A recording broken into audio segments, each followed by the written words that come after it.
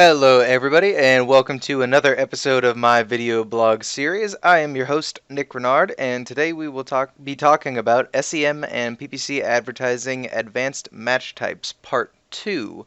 Last week we talked a little bit about brand name, and this week I'm going to be delving more into some of the advanced strategies for different match types that we can be using. Specifically today we'll be talking about broad match modifiers. So let's dive into it. Alright, so broad match modifier, abbreviated as BMM, is one of the 4 different match types that we can be using on AdWords. These are the 4 ones that we can use. The first one's called true broad match. Second one's called a broad match modifier. Third one is phrase match, and the fourth one is exact match. The differences between these, true broad, not to be too elementary here, but we'll go over it for anyone who doesn't know some of these yet. True broad match is you're allowing Google. So if you're bidding on a keyword like shoes, or let's say red shoes, let's use red shoes as an example. If you're bidding for red shoes on true broad match, you're allowing Google to think of any kind of think of any kind of synonyms for red or shoes. So they might show you for blue high heels or pink slippers, or there's a lot of other anything that could be kind of in the category of a colored footwear. Google is going to show you for. So true broad match is very generic. It's very broad. It leaves it open to Google's interpretation of what kind of keywords they think you want to be showing for based on the keyword that you have uploaded, which can have pros and cons, but we'll talk about those later. The second one is called broad match modifier. Broad match modifier is what we're going to be talking about today, and is very similar to true broad match. The only difference is that it forces the keyword to be in the actual search query. So if you have plus red plus shoes as your keyword, then you cannot show your ad to any search queries that don't have the word red and the word shoes in that search query. So if someone looks up pink shoes or violet shoes, or if someone looks up red slippers or red high heels, none of those are going to trigger for plus red plus shoes because red and shoes are not in that search query. But if someone looks up buy red shoes online, or where can I find nice red shoes, or the words can also be separated. It doesn't have to be together like that. So if someone says, where can I buy shoes that are also red, you could show up for that because red and shoes are in the search query. Phrase match is the way that works is, let's say we're using red shoes again, the phrase red shoes has to be in it. So those words have to be together. Phrase match can be very useful. Sometimes when you mix words around using broad match modifiers or true broad match, they don't necessarily make sense. So something like customer service can mean something very different than those two words switched around, service customer. And that's true in a lot of different industries, where when you switch the two words around, all of a sudden they don't make sense, or they mean something else in a different industry. So phrase match is useful if you want to make sure that they're keeping the same order, but that phrase can also be anywhere within the keyword. So if someone says, where can I buy red shoes? If you have red shoes on phrase match, since red and shoes are still together in the same phrase, that search query would still trigger. But if you were to look up where can I buy shoes that are red, red shoes are not together in the same phrase, so it will not trigger. So you kind of get the difference there. And then exact match is very simple. It just has to match it exactly. So if they type in anything else besides red shoes exactly into their search query, then your ads are not going to show for it. All right, let's move on. So the pros and cons. Again, we're talking about just broad match modifiers today. We're going to delve into the other ones as well, but broad match modifiers. The pros, the first one here, it says only triggers for search queries using keywords that you specify. Now that can be very useful because I personally don't really trust Google to come up with synonyms and anything like that for the keywords that I'm searching for, because you got to remember that Google is a business, and a business's number one priority is making money. So Google, as I wouldn't call them an unethical business by any means, but they will be kind of looser with your terminology than I think you would be, since it's your money coming out of your pocket. So I think that broad match modifiers are great because you can control, like in the red shoes example, you can make sure that you're only showing for certain different product types, because maybe you sell like athletic shoes but not high heels. Now, if you were to put athletic shoes on True Broad Match, you would show for all different kinds of shoes. But if you put athletic shoes on a broad match modifier, like plus athletic plus shoes, then you're only going to be showing for search queries that have athletic and shoes in it, so you can't be showing for anything that says high heels. All right, another pro. It's a nice middle ground between broad match and then also phrase and exact match. Broad match, I've read countless articles and blogs about how broad match is a huge waste of money. I've written some blogs myself about how you can optimize using broad match, and also how broad match can be a money sink, and there's a lot of truth to that. But I like broad match modifiers because on the inverse side of things, I think that phrase match and exact match can also be way too granular, especially when you're wanting to spend a large amount of money. This is actually really relevant around the holidays, because we have a lot of clients who tell us, I want to be spending a ton of money, I want to be showing up in the number one position, I want 100% impression share. The only way that you can be doing all of those things at once is by spending a lot of money. So using phrase and exact match, you might not be triggering enough search queries to be able to spend that density of money. So broad match modifiers are a nice middle ground to be able to spend a whole entire budget without getting too without your traffic getting too watered down using true broad match. And then the last note here, this is just a personal preference. I personally think that broad match modifiers are the best and most profitable match type. There are uses for the other ones as well, but I think that being good at uploading keywords using broad match modifiers is much more important than being good with phrase match or exact match or true broad match. Some of the cons of broad match modifiers, it requires a high attention to detail when you're building your keyword lists. It just has to do with how you put the words together, and we're going to go over that in a second here, but just be aware that when you build a list of keywords using broad match modifiers, you have to be aware that it's still using some of the elements of broad match, so it's easy for your keywords to bleed over into other industries.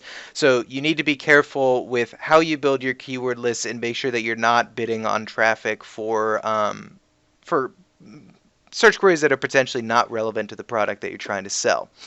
And then the other con here, I said, and this kind of actually just expands off of what I said first, due to overlapping industry terms, running search term reports and adding negative keywords will be very necessary. So since some of those industry terms are going to overlap here and there, you have to be very certain that you're running your search term reports and that you're adding negative keywords, because I wouldn't even say that there's a chance. I'd say it's probably 100% chance that you're going to come across some bad search queries, and you're going to come across some industries that kind of overlap with the keywords that you're trying to bid on.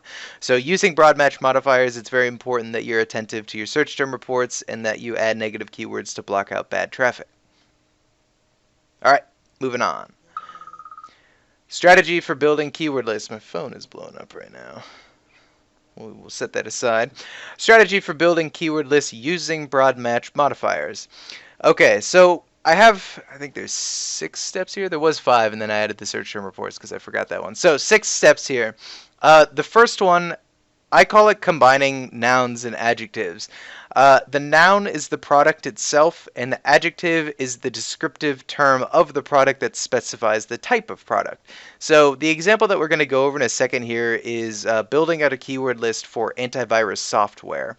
Now, the noun itself, or the product itself, it's software, right?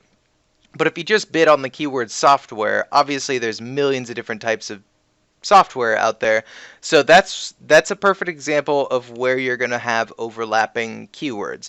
If you bid on the keyword software with the broad match modifier, so plus software, you are bidding on software across all other industries that sell software. So not just antivirus, but also gaming software, or every kind of software out there. So that's why we have to combine it with adjectives, because the adjectives are what specifies the type of product. So by bidding on a keyword like antivirus software, that immediately makes it, because we're using the correct adjective there, we're making it so that it makes sense. I'm not really phrasing that correctly, but we want to combine the nouns and the adjectives so that the keyword that we're bidding on is very specific, and it's not overlapping or bleeding into other industries. And we're going to go over this in a second, so just bear with me here. The second step here is synonyms. We have to build out a full list of synonyms for your products and keywords that specify what type of product it is.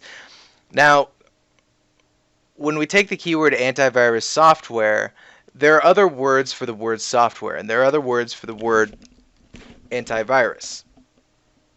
So you have a keyword like antivirus. You could also have like anti-malware or anti-spyware, or you kind of get the idea. Or if you take the word software, there's other words for the word software like program, application. Yeah, I mean, literally just go to Google and type in synonyms of software, and I'm sure you'll get a whole list of them that you can use. And trust me, I use that a lot. I literally Google synonyms of keywords to make sure that we're covering all of our bases. So if someone's selling like high quality windows, I Google synonyms for words like premium or high quality, or, words like that, so that way we're covering all of our bases of those keywords. Because remember, broad match modifier keywords will not show unless you have the actual keyword in the search query. So you need to make sure that you're bidding on all the different search queries that you think are relevant to your industry. And if you're missing one, then you're not going to show for it. All right. So then what we do is once we have our list of synonyms of our adjectives and nouns, we combine them together using a keyword builder tool. You can go to Google and look up, there's plenty of free programs out there where you can type in a set of words and then a set of other words, and it will combine them all together. And I'll show you how that works in a second here as well. Fourth step, organize your keywords. That's for structural purposes. When you're building out an AdWords campaign, you'll need to organize it into ad groups. So it's important that you organize your keywords.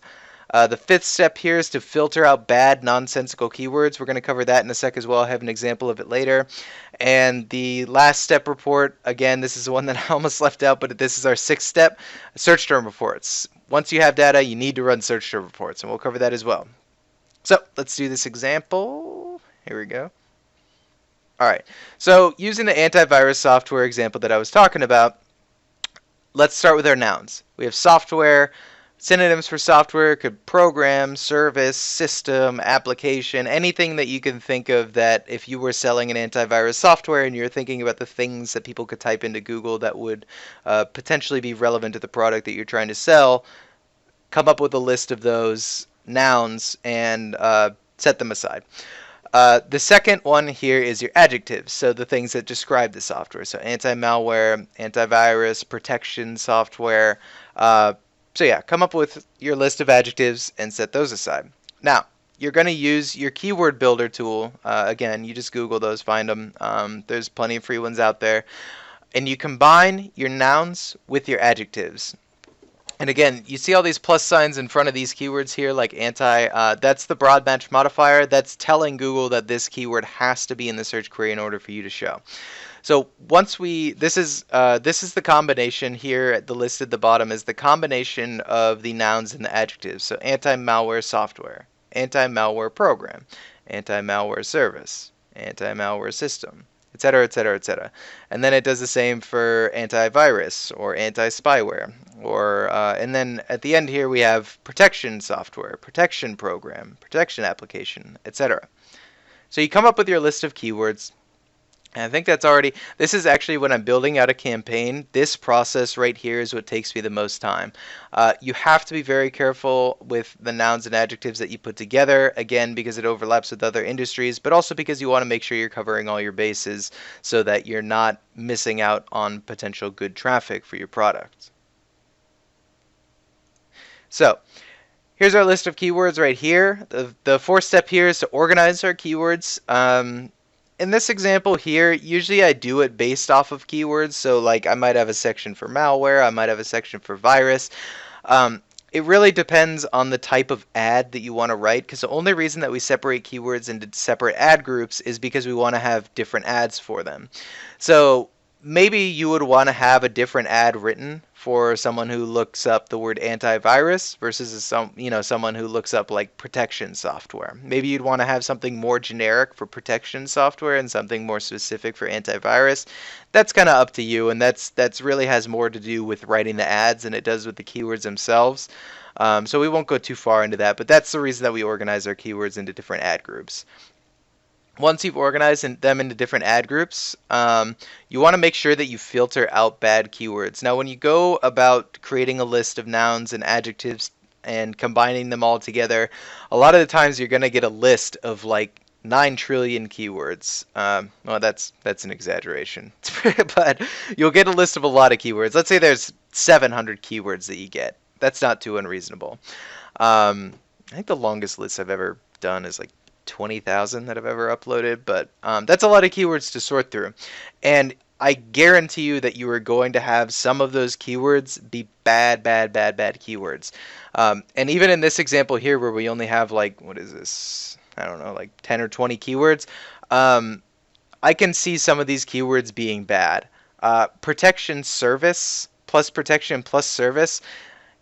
I think that could overlap into like, I don't know, like bodyguard type stuff. Protection is so open-ended that yes, it's an adjective for the product that you're selling, but the fact that protection can overlap into so many different industries, like security, condoms, antivirus. I mean, there's all types of, like dog protection. There's all kinds of protection applications to different industries, and same thing with service. I mean, literally everything is either a product or a service. So if you are in the service industry and someone looks up the word service, and you're bidding on that keyword. So this is a keyword that I would be very careful with, and I would be more inclined to keep protection service as like its own like noun. So even though it's 2 words, you could still have that as like a noun, so that you're attaching protection service to more specific keywords like anti-malware, antivirus, anti-spyware. Maybe like computer protection service might be a good keyword, but protection service by itself might be a little too open-ended. So that's why you do have to do this manually. You have to come through here, read all of your keywords, and make sure that they make sense, and think. You have to think cognitively. I don't know. It's funny that I'm messing up trying to talk about the word think, but think about your keywords, make sure that they make sense before you upload them, and then yeah, that's pretty much the step there, so that you're not bidding on something that's too open-ended. The last thing here, search term reports. Again, you are going to have some keywords that just generate traffic that's not great for you. It's just going to happen. So make sure you're doing search term reports. Make sure you're adding negative keywords to block out bad industry traffic. And yeah, that's kind of the process for doing that. Let me go back here. So that's pretty much all there is to it. I'm going to be going a little more advanced in the next episode, because I'm going to be talking about how we can combine true broad match with broad match modifiers, which is a technique that is fairly unorthodox, but it's something that I use from time to time depending on the type of product that I'm bidding on. But yeah, stay tuned, and thanks for watching this episode, and I'll be doing a couple more episodes covering that, and also phrase match and exact match for those of you that would like some tips and tricks on how to best utilize those, and I will see you guys next week.